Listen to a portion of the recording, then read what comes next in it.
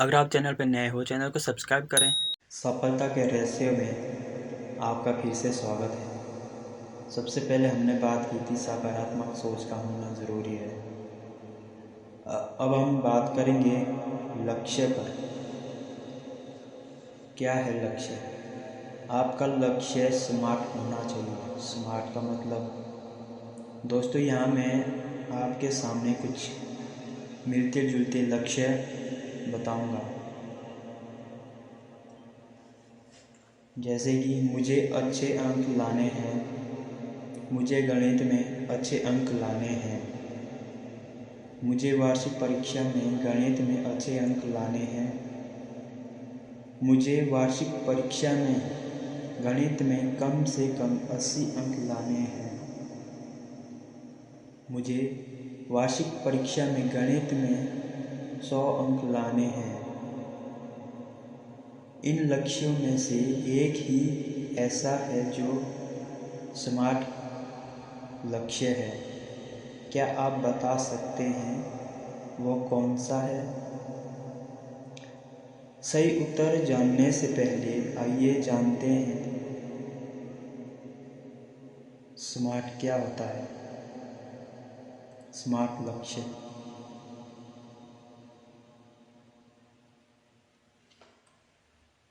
बात करते हैं स्पष्ट, साफ, जिसे मापा जा सके, जिसे जो लक्ष्य पूर्ण करने योग्य हो, पूरा करने योग्य है। वास्तविक, हमारा लक्ष्य वास्तविक होना चाहिए। हमारा लक्ष्य समय में बंधा हुआ होना चाहिए। एक स्मार्ट लक्ष्य में पहले बताए गए विशेषताएं होनी चाहिए।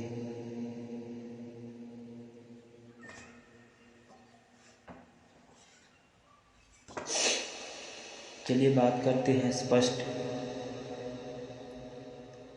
आपका लक्ष्य बिल्कुल साफ होना चाहिए। उसे सुनने या पढ़ने के बाद उसे लेकर कोई संशय नहीं होना चाहिए। अगर कोई कहता है कि उसे अच्छे नंबर लाने हैं, तो ये बात साफ नहीं होती कि वो किस विषय या परीक्षा की बात कर रहा है जिससे उसे अच्छे अंक लाने, और अच्छे से क्या मतलब है। किसी के लिए 100 में 80 अच्छा हो सकता है, किसी के लिए 100 में 60 भी अच्छा हो सकता है। इसी तरह कई लोग कहते हैं कि मेरा लक्ष्य है एक सफल आदमी बनना, पर जब आप उनसे पूछेंगे कि किस क्षेत्र में, तो शायद वो कई संतोषजनक जवाब दे या ना दे पाए। यानी उनके लक्ष्य निर्धारित नहीं है, और जब लक्ष्य निर्धारित ना हो तो उसके प्राप्त होने का प्रश्न ही नहीं उठता। इसलिए आपका लक्ष्य साफ होना चाहिए, स्पष्ट होना चाहिए। आगे बात करते हैं जिसे मापा जा सके। आपका लक्ष्य ऐसा होना चाहिए जिसे किसी पैमाने पर मापा जा सके, यानी उस लक्ष्य के साथ कोई समय, कोई संख्या, कोई अंक जुड़ा होना चाहिए।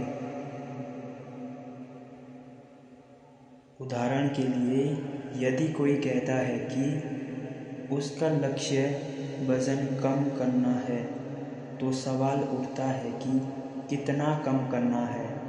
लक्ष्य के साथ जब अंक जुड़ जाते हैं तो आप अपनी प्रगति को माप सकते हैं और ये जान सकते हैं कि आपने अपना लक्ष्य सही तरह से प्राप्त किया है या नहीं। इसलिए आपका लक्ष्य ऐसा होना चाहिए। आगे बात करते हैं पूर्ण करने योग्य यानी पूरा करने योग्य। यदि आप कोई ऐसा लक्ष्य बनाएंगे जो अंदर से आपको ऐसी अनुभूति दे कि भाई ये तो नामुमकिन है, तो ऐसे लक्ष्य का कोई अर्थ नहीं है। दोस्तों, हमारा अवचेतन मन चेतन मन से कहीं अधिक प्रभावशाली होता है। यदि आप चेतन मन से कोई नामुमकिन लक्ष्य बताएंगे और अवचेतन मन का सहारा नहीं मिलेगा तो आपके लक्ष्य को प्राप्त होने की संभावना ना के बराबर होगी। उदाहरण के लिए, आप निश्चित करते हैं कि मुझे गणित में 100 अंक लाने हैं और आपका शैक्षणिक अतीत बताता है कि आप मुश्किल से ही इस विषय में पास होते हैं, तो तुरंत ही आपका अवचेतन मन मस्तिष्क इसे नकार देता और आप ये लक्ष्य प्राप्त नहीं कर पाएंगे। वहीं अगर आपका 75% अंक लाने की सोचते हैं तो आपके सफल होने की संभावना कहीं अधिक होगी। इसलिए ऐसा लक्ष्य बनाएं जिसे पूरा कर सके। आगे बात करते हैं वास्तविक। आपका लक्ष्य वास्तविकता के लिए होना चाहिए। प्राप्त और वास्तविकता के बीच एक मोटी लाइन है। जो लक्ष्य वास्तविक है वो प्राप्त हो सकता है, पर जो प्राप्त है वो वास्तविक भी हो ऐसा ज़रूरी नहीं है।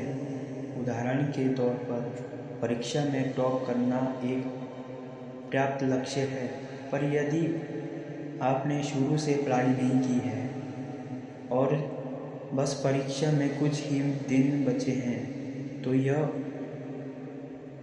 अवास्तविक होगा कि आप टॉप करेंगे। हमेशा अपनी क्षमता के हिसाब से अपने वास्तविक लक्ष्य बनाएं। ये भी ध्यान रखें कि कोई काम किसी और के लिए वास्तविक